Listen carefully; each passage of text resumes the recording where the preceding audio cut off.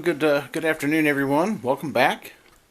Been working on the man cave again. I put down a cowhide rug and took that other square carpet out, and then kind of did some rearranging and stuff. Moved the bear there and that, and put the cleaning kit there, and then coming up here, little decor, beaver pelt with the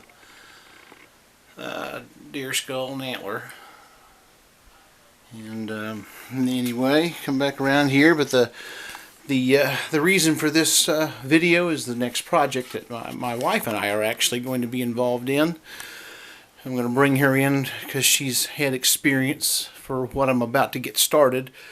This rocking chair that you're looking at, it's been in the family since, or my immediate family anyway, since 1971. I don't really know the history behind it.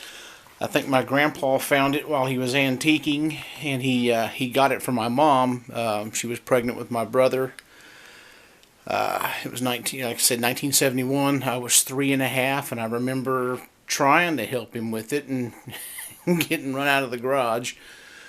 But when he restored it, he used this wood grain vinyl, and then of course he's got the brass tacks in it that went down the deal. And then I'm gonna pull this back, and I think we've got some pillows and stuff on top of it. But you know, through the years the vinyl's given away.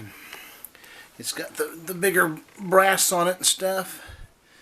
But when I found this rug, the idea hit, you know, maybe we should go ahead and make good on that promise of redoing this rocking chair. The rocking chair, like I said, I know it's extreme. It's really old. Right here, you can see that wear that you're seeing right here. I would imagine the previous owner, before Grandpa found it, that was caused by striking a match to light a pipe. But anyway, enough of that. What we found another cowhide that I'm going to use, and I'll get it pulled out of there. And this is what we're going to use to recover that chair. I haven't pulled it out. I know I've got plenty, and I think my wife suggested putting some new batting underneath it. So I've never done upholstery like this before. You've seen I've done plywood and carpet. So we're going to up the game a little bit. But thankfully she used to work at an upholstery shop, so she's going to give me a hand with it. And okay, my apologies. My batteries went dead, and I had to replace them. So, but anyway, this is what we're fixing to do. And at this point, this is kind of just a preview video to let you know what's fixing to take place. I'm going to have to, I hope that I can reuse those old brass tacks, because I don't really know for sure where you could find them.